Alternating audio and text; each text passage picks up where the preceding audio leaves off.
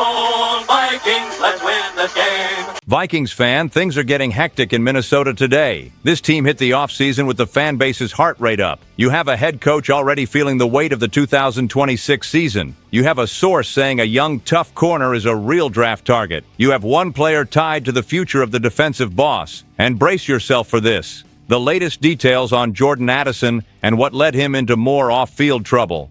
Does that swing a trade? But before we crack open every detail, stick with me for a quick second. Subscribe to the channel. Drop your take on all of this in the comments. Deal?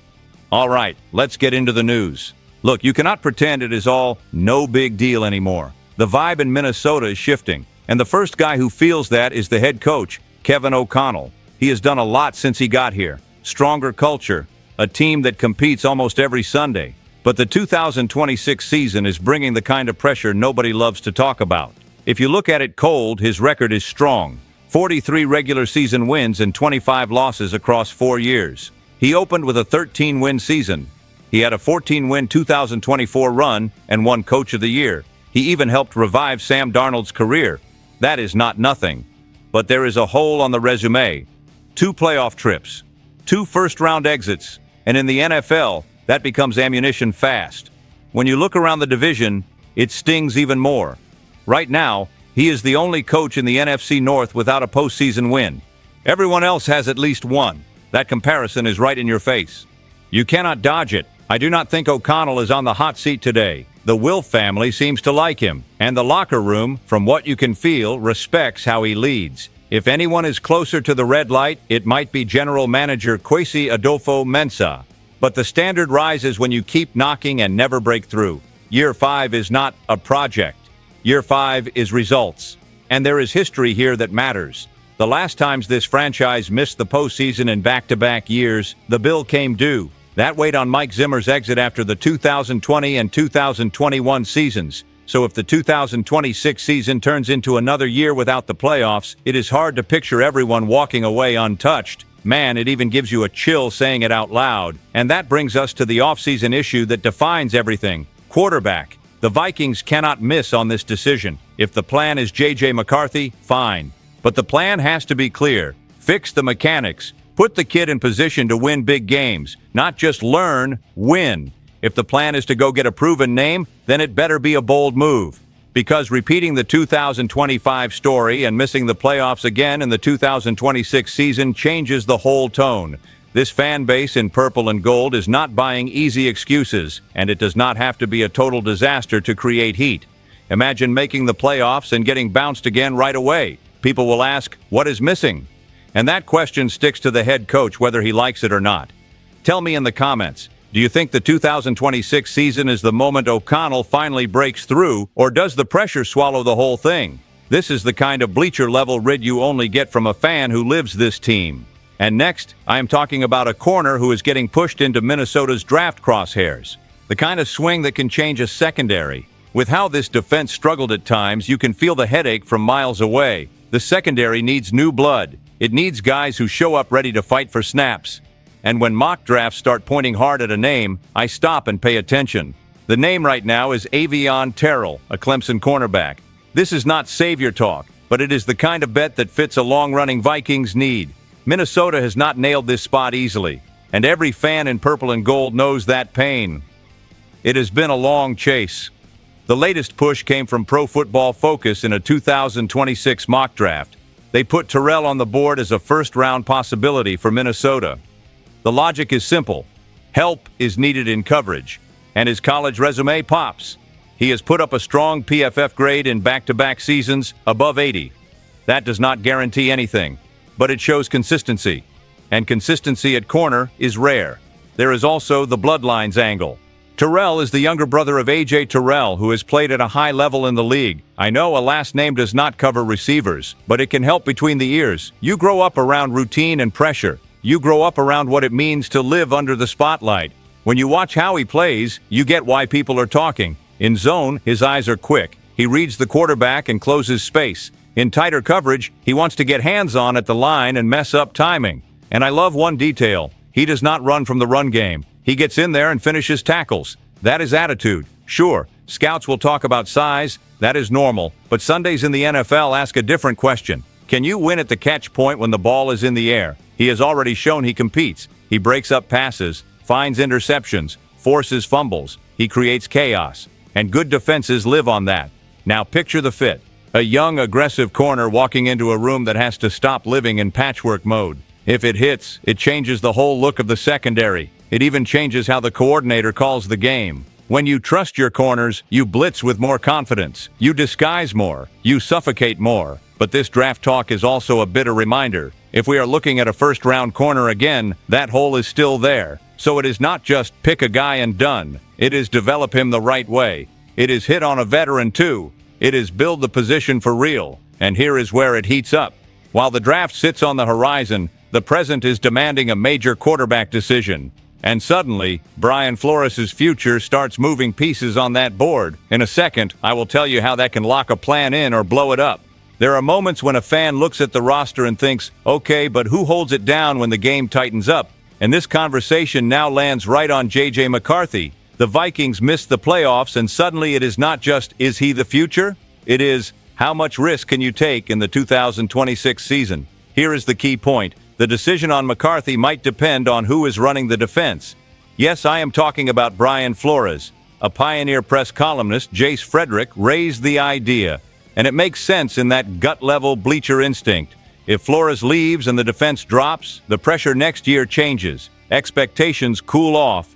And McCarthy gets more runway to make mistakes, learn, and grow without the fan base melting down every Sunday. But if Flores stays and the team keeps enough pieces, the tone flips. Then you cannot walk into the 2026 season with, let's see what happens. You need insurance. You need a capable veteran. Someone who can keep the season from going off a cliff if the kid stalls. Because let's be real, nobody can handle another wasted year. And Kevin O'Connell fed that feeling without meaning to. After the Week 18 win over the Packers, he was asked if he was comfortable locking in McCarthy as the 2026 starter. He was careful. He said JJ improved. He said he grew. He said he cannot wait to work with him in the offseason, but it was not the full chest endorsement we heard before. I heard it and thought, yeah, that door is not closed. And I get why. O'Connell does not want to lose the locker room. He knows free agency and the draft are still ahead. If you slam the door on improving the quarterback room, players feel it. Then the annoying whispering starts. Nobody wants that.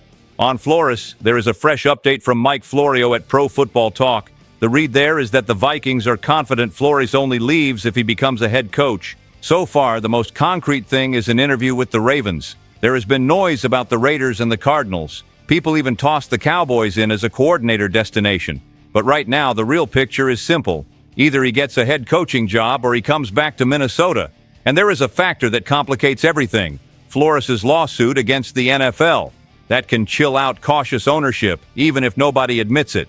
Then there is the awkward way his Miami run ended. Those labels stick, unfortunately. So yeah, McCarthy's future could be tied to the defense, not just the offense. If the defense is championship level, you need a plan A and a plan B at quarterback. What would you do? Roll with JJ with no safety net, or bring in a veteran to push a real competition? And stay with me, because next we get into the report saying the Vikings are calm about Flores, but only up to a point.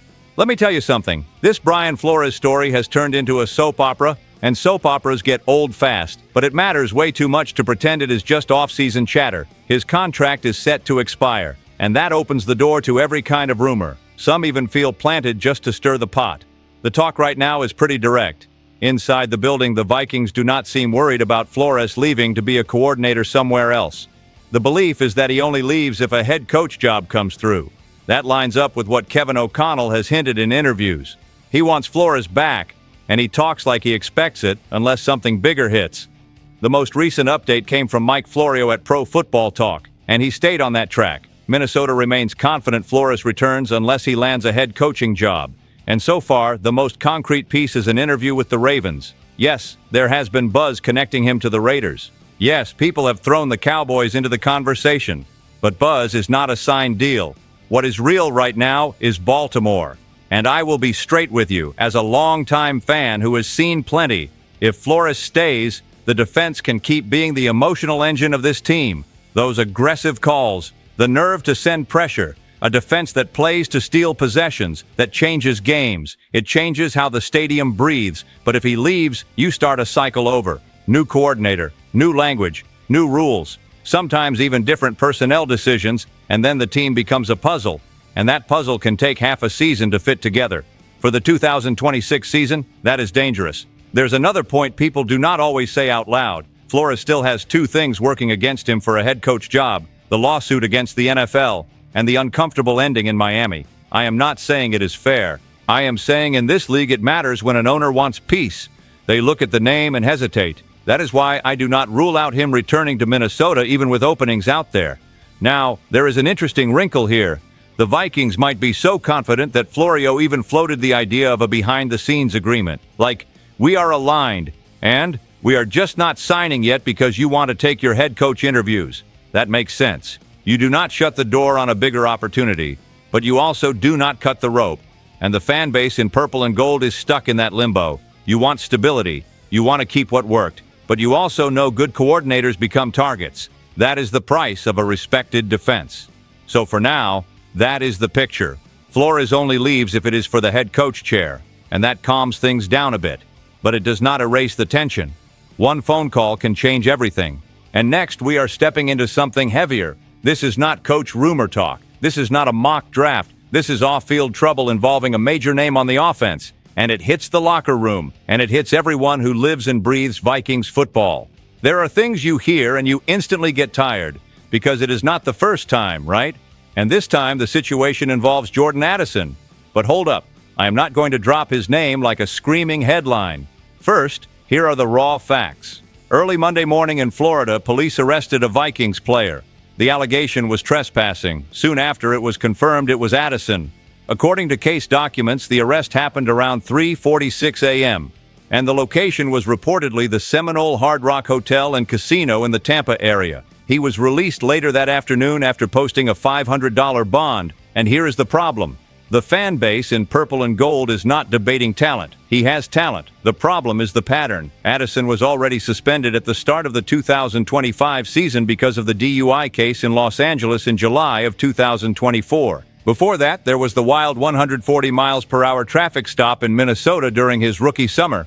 That is a lot for a young player. When Kevin O'Connell was asked about it, he was cautious. He said he had just learned about it. He said he would not speculate, and he said the team will gather the facts and figure out what happened. Honestly, I respect the restraint. Speaking too hot only makes it worse, but you cannot pretend it is nothing. This gets into the locker room. This becomes conversation. This affects trust. And then there is the cold business side of football. Addison is heading into the final year of his rookie deal. A major decision is on the table. There is the fifth-year option. There is guaranteed money for the 2027 season, and it is far bigger than the total value of his current deal. At the same time, this team is trying to get organized for the 2026 season. It is trying to answer the pressure on the head coach. It is trying to figure out quarterback. The last thing you want is a massive distraction. I am torn, and I know a lot of people are too, because on the field, he produces. He has 22 touchdowns in 46 games. His receiving yardage pace is strong, and he has decided games. Remember that London trip? He missed walkthroughs, got punished, and sat the first quarter. Then he came back and caught the game-winning touchdown late. That was the Addison experience in one snapshot. A mistake, then a big play. But you cannot pay that bill forever. And there is another layer. The Vikings also have to decide what to do with Jalen Nailor, who is set to hit free agency in March. He has stepped up when he got chances. If Addison becomes a constant headache, the front office will look at the wide receiver room differently. Nobody wants to lose talent, but nobody wants to keep putting out fires every month. Let me be very clear, this can change how people inside the building see him, not just the fans. And when that shifts internally, big decisions follow. Now take a breath, because this ties into the bigger picture. A head coach under pressure, a defense trying to keep its level, a quarterback question, and a top offensive name creating off-field problems. I'm going to tie it all together and tell you what I think has to happen next. See how this Vikings offseason will not let anyone breathe? You put it all together and it feels like an emotional and football puzzle at the same time. Kevin O'Connell heads into the 2026 season with real, regular season results, yes. But without that playoff win, that closes the argument. And when that is missing, the league's patience gets short fast. Then you look ahead and you see Avion Terrell popping up as a draft possibility. And I get it. The secondary has to stop living on hope. It needs a corner who shows up ready to compete for real. If that hits, it changes how this team plays. It changes how the stadium believes. In the middle of all of it, J.J. McCarthy's future is tied to something a lot of people overlook: the defense.